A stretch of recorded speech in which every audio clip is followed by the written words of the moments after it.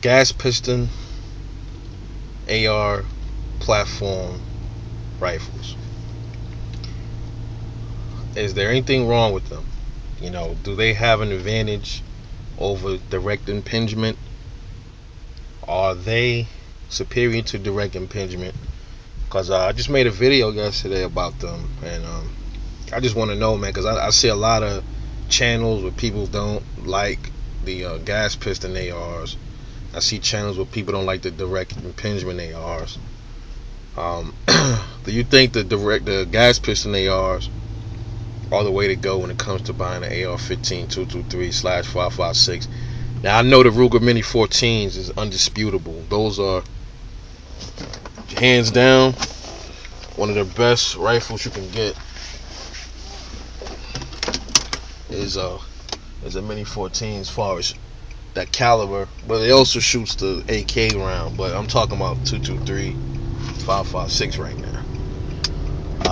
As I stated in a previous video on this channel and on my other channel, you're probably seeing this on both channels right now.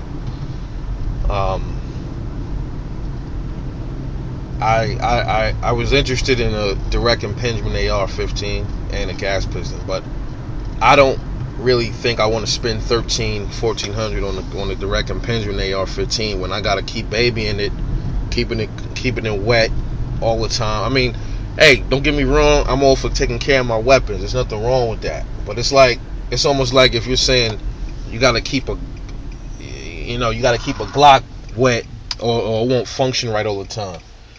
I know they are building the AR direct impingements better than they used to.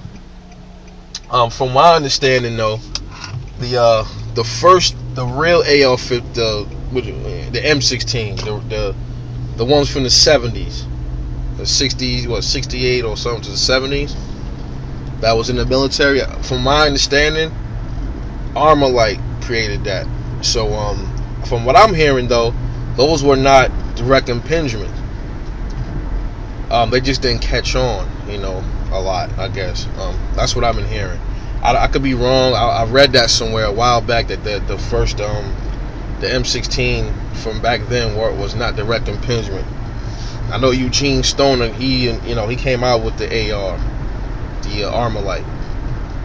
But it's just like these guns that are AR-15s, so-called, they're not even really AR-15s. They're just variants, just like the AKs that we call AK-47s. They're all AKMs, AK variants. The true AKs are the Russian ones, the real milled Russian ones, I suppose. Just like the rest of these AR-15s, they just dub them AR-15s. They're not really model AR-15. Armalite, I believe, was the ones that have AR-15s. But my thing is this, though. I hear the downsides of gas piston, I hear the good sides of gas piston, I hear the downsides of direct impingement and the good sides of direct impingement.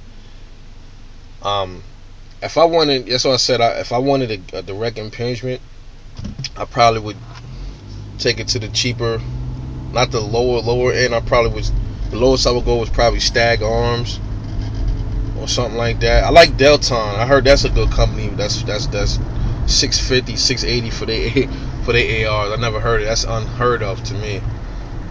But what do you think about the lower end ARs in direct impingement? Will they work just as well? And what do you think of the gas piston AR? Look at these slow dumbass drivers down here. I tell you, yo. Yeah. I mean, I'm considering both, but like I said, I'm not dropping 15 on a direct impingement. I'd pay the extra money, the extra coin for a gas piston. I like them. They look rugged. They look nice.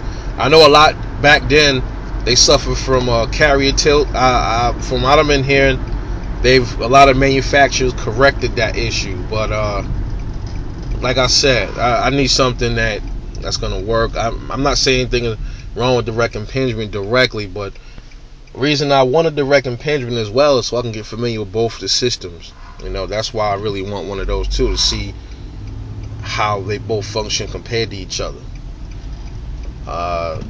So get back to me, man. Do you think a gas piston AR-15 setup is a bad idea? Is it disastrous? Or should I stick with direct impingement? Or do you believe direct impingement is disaster? Don't get it, stick with gas piston. Or to get best of both worlds. Because I know the direct impingements, from what I hear, a little bit more accurate. From what I've been reading, more accurate.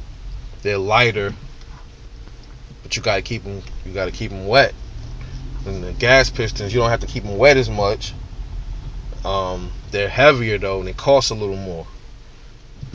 It depends though, because there's some expensive direct impingements too. There's some pretty $1,600 ones I've seen too. So that price really is not really an issue. That's like it's for both, in my opinion.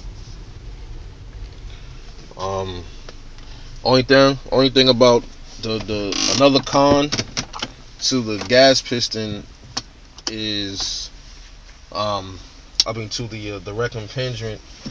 To the gas piston is it get hot. It's like the AK. It get hot at the front, and that's not a good thing. Let me hit you back. Peace.